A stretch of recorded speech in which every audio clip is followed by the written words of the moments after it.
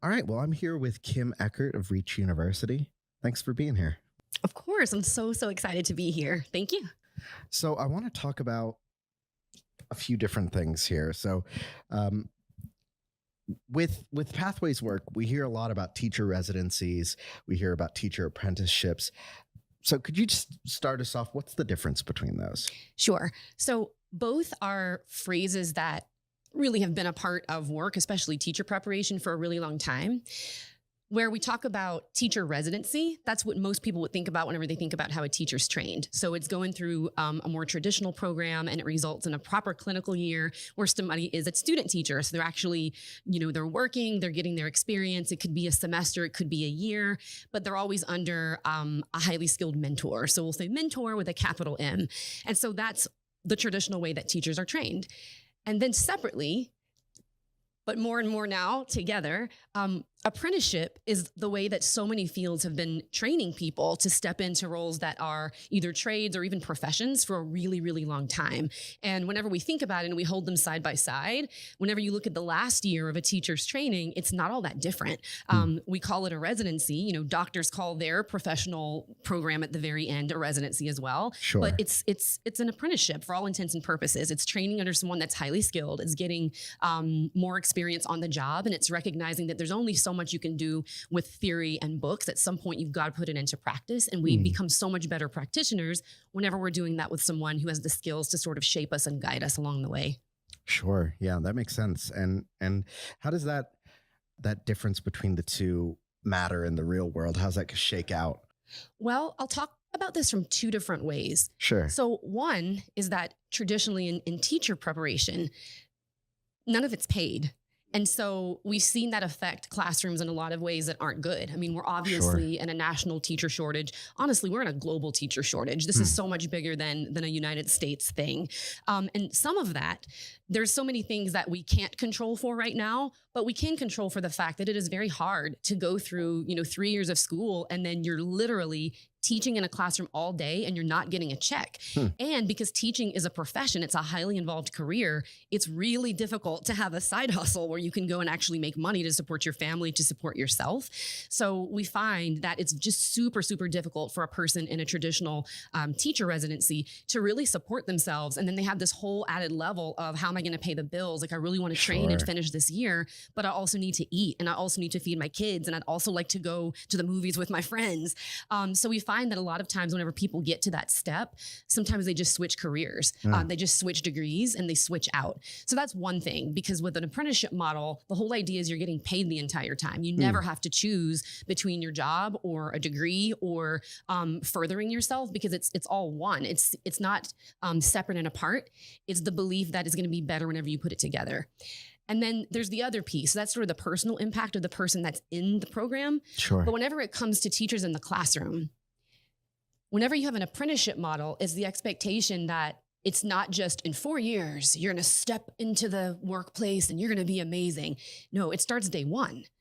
And so the idea of that is incredible, because in a traditional teacher program, and those are great and we have a huge need for them, but a lot of times, students have done some observing, but they're not really stepping into the job until day one on the job. And it's the job that they're not getting paid for. And so I'm a teacher through and through. I've actually coached instruction for 13 of my 16 years in the career. And so the idea that, I'm getting someone that's so fresh and it's their very first year and they're student teachers, it's a different type of support that they need versus someone who's been in the space. Like, there's a whole level that doesn't really need to be taught in the same way, because especially in a lot of the models that we're seeing, if people are already a part of the community and they're already a part of that job and they're already a part of the space, you're not spending as much time helping them understand the people, and you're not spending as much time helping them understand the culture of the space that they're entering. You're able to get straight to business. And they've been working bit by bit alongside really strong master teachers now for 4 years. So you can just sort of imagine the type of impact that has on children. And so now that I'm in a space of higher ed in a teacher prep program and being able to see it side by side, whenever I see those that are coming out of the job embedded model, the apprenticeship model, I've never seen novice teachers start that skilled from the top. And so it just makes sense. They've had more intentional time. They've been able to put pieces together. They started working with methodology much sooner. And so they're ready day one in a very different way. Yeah, I would imagine that all these differences really contribute to a feeling of competence within the teachers, and a confidence and an energy there getting started. Absolutely. And to make it a little more practical, and I know that this would be the same if we talk about apprenticeship in the frame of different professions, but in this one, for example, I would typically be coaching novice teachers, whether they're student teachers or really in their first year, around a lot of like classroom culture and classroom management. That's a big one. Or around just how school works. Like, how does it work? How does lesson planning work? But whenever I'm coaching these teachers, it's so different because we're actually able to jump straight to strategy.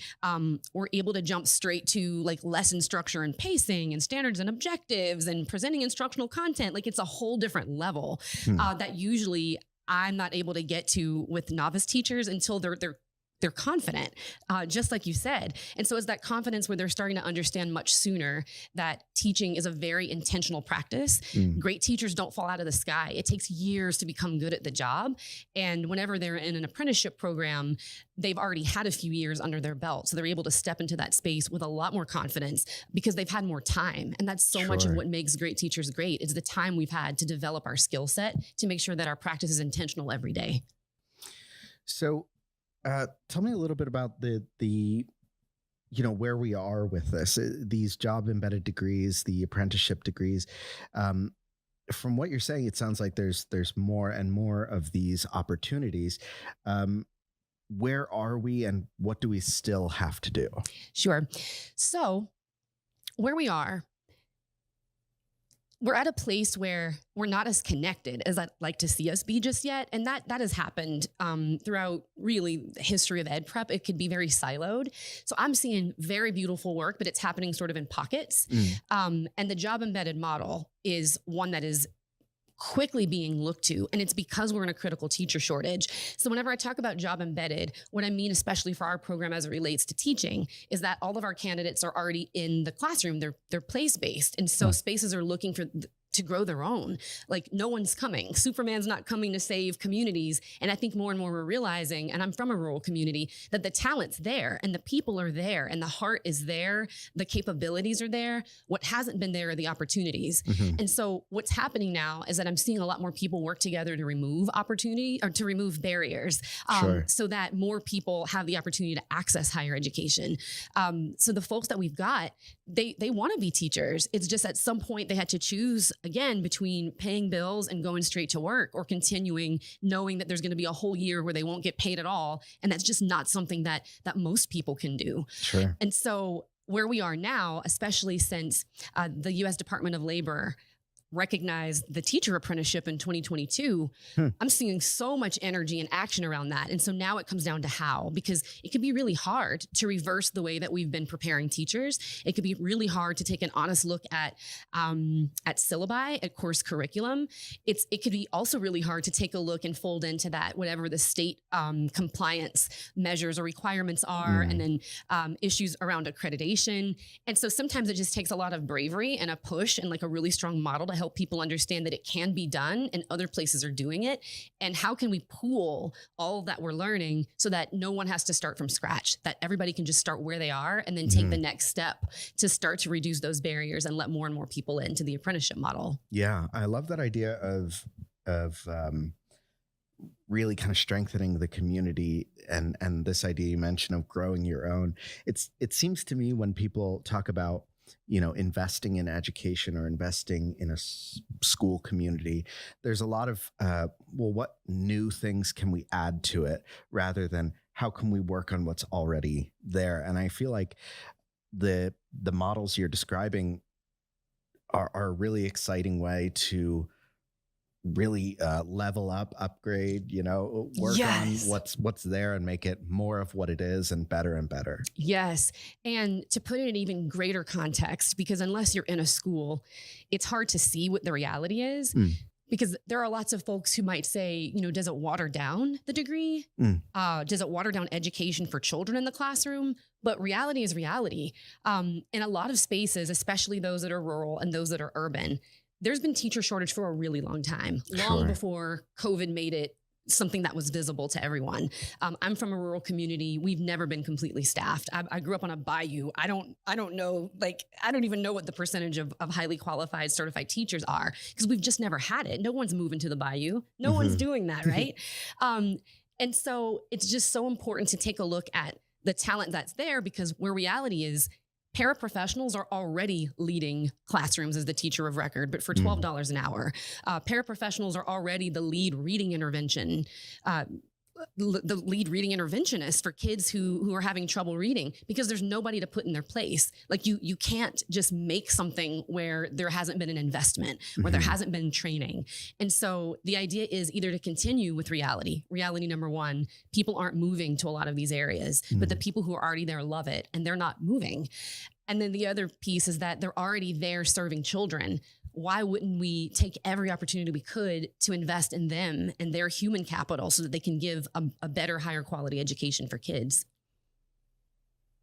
Yeah, that's fantastic. We've talked a little bit about, we've talked mostly about the difference between teacher residencies, teacher apprenticeships, how they're different, what that difference means. But as we're moving forward, these are both going to stick around, at least for the short term. And what can we do to get these aligned and working together? And what's possible? All right.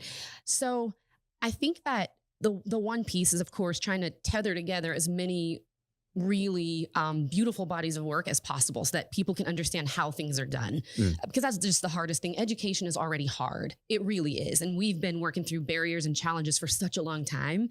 And sometimes people are hesitant to spin all plates at once because it's just heavy. But obviously, whenever you have more people doing the lifting, there's no burden that's too heavy on any one space. So that, first and foremost, is going to be super important, that the more people understand and are able to navigate this successfully, that they share that knowledge so that, we can all learn together. Like the whole idea that a rising tide lifts all boats, that's what we're going to see happen. And then the other piece, so I work with Reach University, but we recently launched the National Center for Apprenticeship Degrees. And so literally that's a space where anyone, any space in higher education, ed prep programs that are looking to try this, now there is a network, and there's many. I mean, there are really some great organizations that are coming together to help support this work. But now we have one that is very intentionally trying to move together and build out a blueprint with the best practices and really start to shine light on the fact that it's working. Because it's always tough being the first wild, renegade out of the gate. But once you see that things are working, that it's having a great impact in the classroom, that the apprentices themselves, their lives are changing, it gives people something to remember, to fight for, to not give up, to not say, this is too hard, let's just go back to the way we were doing it. It's always more exciting whenever you see things that are in their complete state, and the complete state is awesome. Well, you've given me a lot to chew on and think about. And I wonder, whether these are folks training to be educators or policymakers or higher education professionals. What do you want people to take away from this, other than, the really hopeful attitude that you've been speaking from? I think that what people should take away from conversations like this and anything that we talk about in education is that the more you invest in the human capital and the human beings that you want doing the work, the better everything's going to be. And the idea that you don't have to keep wishing and hoping that someone comes in, you don't have to, they're there.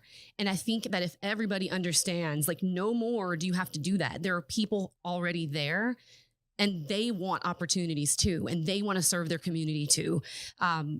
And it helps us align so much, I think, as allies in that space, whenever you're really working more towards investing in all of the talent and the assets that a person and a community already has. And I say that as a teacher because that's what we do professionally. Like professionally, for a living, we go in and help people see the enormous abilities that they have to really change the world. So now just take that and move it to higher ed spaces and spaces in other fields. Like think more like a teacher. And I think that's really going to help us all propel this work forward. Well, that's wonderful. Kim, I really appreciate your time. Thank you for joining us today. Thank you. This was really fun.